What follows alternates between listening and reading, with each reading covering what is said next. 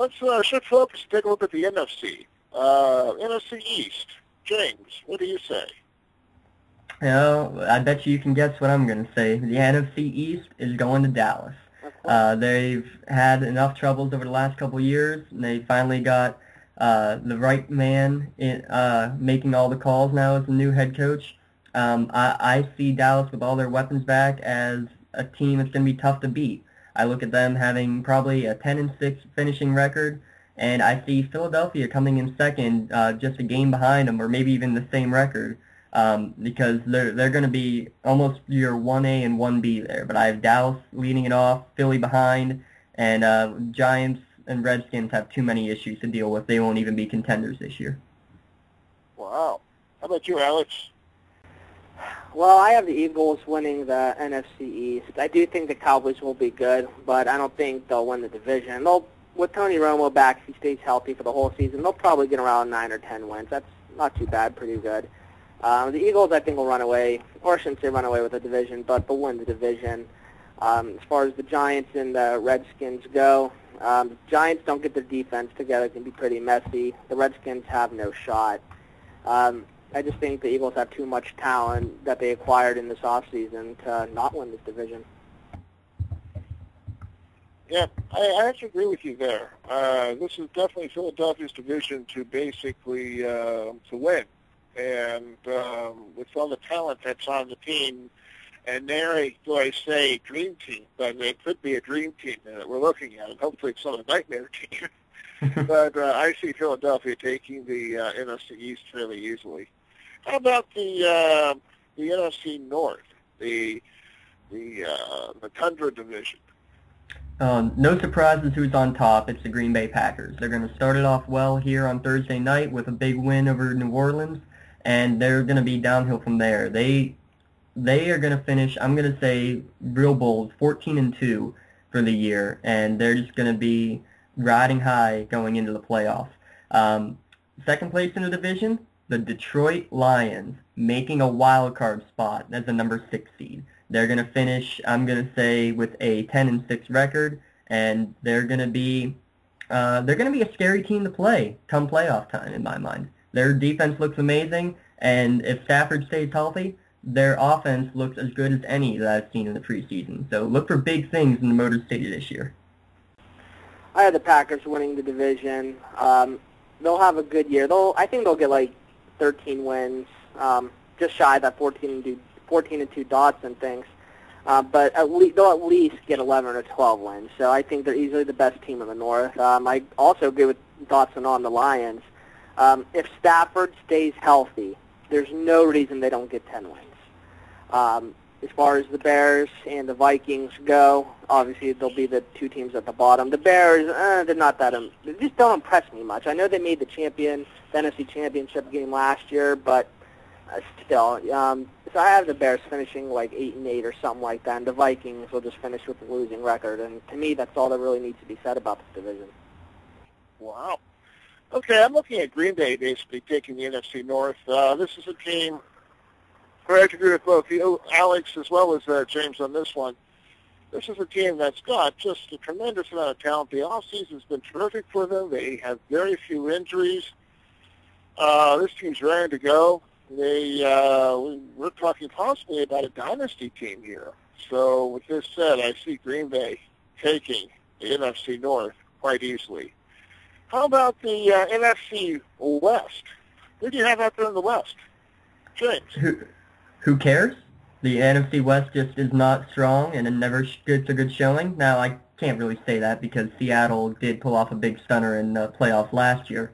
I think St. Louis is too good. With Sam Bradford got a year under his belt, I think they win the division again with a not so impressive record, though. I'll put them at 9-7. Maybe they get the 10th win, but I think St. Louis there. Seattle, who knows what's going to be quarterbacking out there. 49ers, I think they're going to need a little boost to start the year.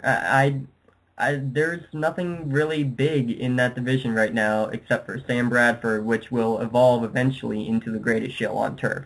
So St. Louis winning the division in the playoffs by default. Alex, how about you? The Rams win the division because there's nobody better. And honestly, Wow. that's all I can really say. I mean, the Cardinals, Seahawks, and 49ers, oh, geez, that's a real frightening division. The Rams, I don't even think are going to be that great of a team. If Sam Bradford gets rolling, they can get like 9 wins, probably 8 wins. But other than that, I mean, who else is there to watch out for? You telling me the Cardinals with Kevin Kolb are going to push for a division title? Well, Give it another year, they will. Give it another year, and I bet you they will. well, we gentlemen, know the I Seahawks aren't contending. No. Gentlemen, I beg to differ with you. I have Arizona winning the NFC West. They've got too many weapons out there. My goodness gracious, you're forgetting about Kevin Kolb. Kevin Kolb basically performed admirably when Michael Vick went down for a couple of those games. Kevin Kolb was basically auditioning for the job that he has right now out there in Arizona, and he's got some weapons out there to deal with. He's got Larry Fitzgerald, who is, I beg to differ with you, Alex, by stating that this guy is not the freak, but this guy, Larry Fitzgerald, is super freak. So with that said, you get this guy that can put the ball within the zip code of Larry Fitzgerald, plus you have Beanie Wells. Hopefully he'll be uninjured this year and he'll put up some big numbers, but you also have a very capable backup in Chester Taylor. So with that said, I really see Arizona very quietly winning the NFC West. So Kevin Kolb can be Kurt Warner from 2 years ago, then maybe. But, I mean, other than that, I think he's better. I agree. But the thing is, do you want to put your faith in a guy that's only had, 4 career starts? Do you want to put your faith in a guy that's basically the face of, well, okay, never mind. Sam Bradford's just a little too young for me, I still think. I think he needs another year to mature. But, hey, so be it. Okay, what about the NFC South? Who do you have in the South there, James? I think another no-brainer, it's got to be the Atlanta Falcons. I think that they are, they're probably going to be one of the most solid, consistent teams all year. I look at them with a 12-4, 13-3 record. You can't beat them down there in Atlanta, it seems. And they're a tough team to play. They've added another major weapon in Julio Jones. Their defense isn't great, but if their offense clicks like it looks like it's going to be, and if Matt Ryan keeps throwing 40 passes in the first half of games, then I don't see how Atlanta is going to be beat very often. I think New Orleans, Tampa Bay finish tied in second, both out of the playoffs. Wow. Alex? I have the Falcons winning the division. I think it'll be a close race between them and the Saints. So either be one of those two teams coming out as the winner of the division, but I think it will be the Falcons. If Julio Jones can get going, then my God, this team could be something great. And as long as Matt Ryan doesn't, regress or anything like that, and I don't think that he will, they should win this division. But either or, you still got to watch out for the Saints. The Buccaneers will be pretty good too. They can get maybe 8 wins or even 9. And the Panthers are just the Panthers. They'll get 4 wins or 3, something like that. Wow. All I have to say on this is, who dat? Who dat? I see the Saints basically winning the NFC South, with the Falcons basically coming in second here, only because there's just way too many talented players out there. You have you've got Drew Brees out there. You've got Marquise Colston out there. You have a very potent running attack. You have Mark Ingram, who I believe is a candidate for Rookie of the Year. But this team, they're in revenge, and they want to get back.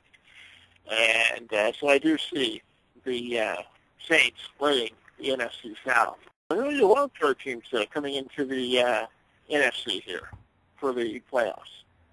Well, my first wildcard team is from Philadelphia. I think that they end up just behind Dallas, and that'll be good enough to get them in as the first wildcard team.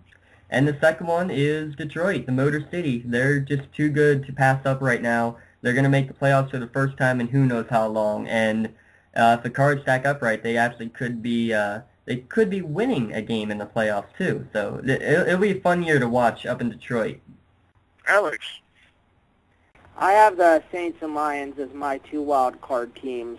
The Saints didn't do well as a wild card last year, but still, they know how to get to the Super Bowl. The Lions, I think, I kind of agree with James. They could even win a game or two in the playoffs. I think they can be that good. So those are my 2 wild card teams. Actually, I'm looking at Tampa Bay being a wild card team. Tampa Bay with Josh Freeman and LeGarrette Blount. This team is a very explosive team, and I think they're going to win big. And so I see them as sneaking in as a wild card team. I also see the Dallas Cowboys as a wild card team this year as well. So, okay, with that said, who do you have winning or actually going into the NFC Championship? This is a tough one for me. I think there's going to be a couple of great second-round matchups. I mean, you're looking at a potentially Green Bay versus Philadelphia and Atlanta versus Dallas type matchups. But I'm gonna say the 2 teams just are too strong. It's going to be Green Bay versus Atlanta going into the championship game. It's going to be cold up there in Green Bay for this game, but I think somehow Matty Ice is a little bit colder, and Atlanta will advance to the Super Bowl. Wow. Okay, how about you, Alex? Well, it all depends, of course, of the seedings and stuff like that, who gets home field advantage. But let's just say the 2 best teams, I think, are the Eagles and Packers, so I'll throw them into the championship game. And I think the Packers will end up beating the Eagles and advancing to the Super Bowl, and they will be the first team to win back-to-back Super Bowls since the New England Patriots in 2004. I like it. Yeah, I'm taking a look here, and I'm actually seeing the New Orleans Saints playing Green Bay for the NFC Championship. I'm seeing New Orleans basically winning it all. Actually, winning the NFC Championship. So we have 3 different teams from the 3 of us coming out of the NFC. I think that kind of shows what type of year we could expect. I don't even have New Orleans in the playoffs. You have them going to the Super Bowl. Yep. Well, Interesting. I mean, that's the NFC for you. I mean, recent history hasn't been the strongest league, so you feel like the teams and the franchises that are most stable have a chance to win. The Saints won the Super Bowl a few years ago. They made the playoffs last year. So, I mean, even if the Saints aren't a big-time division winner, that's still not a bad pick, only because it's the NFC. Yeah. Yeah, the NFC is wide open. And I think there's a consistent thread, though, that Green Bay is going to be a contender there in the NFC.